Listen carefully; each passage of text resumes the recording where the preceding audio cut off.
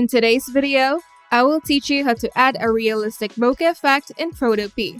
Let's get started.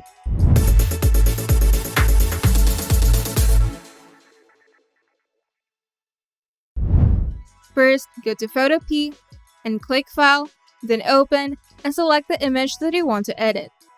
In the Layers panel, right-click on your image layer and select Duplicate Layer, or simply press Ctrl-J to create a duplicate.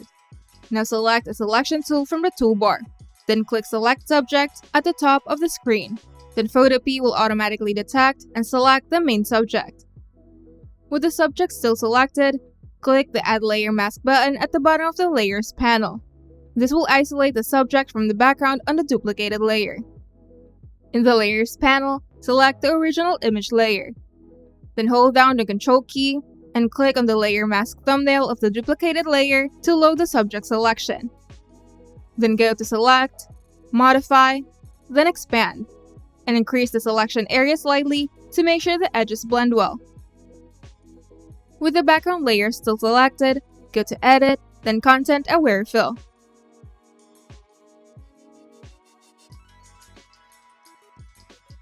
And click OK.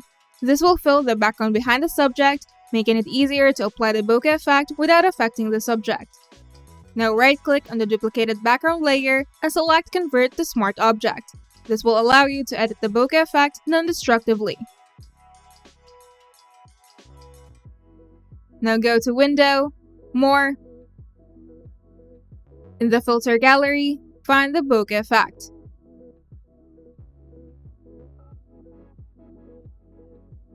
Now move the bokeh layer to sit between the subject and the duplicated background layer.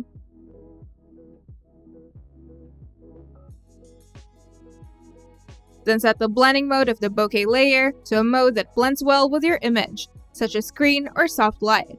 Then adjust the opacity if the bokeh effect is too strong. If necessary, you can use the eraser tool with a soft round brush on the bokeh layer to clean up any areas where the bokeh overlaps with the subject. And you can further adjust the bokeh and add adjustment layers like brightness and contrast or color balance to enhance the overall look.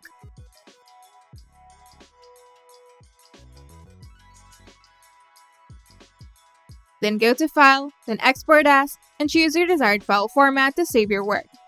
And you're done.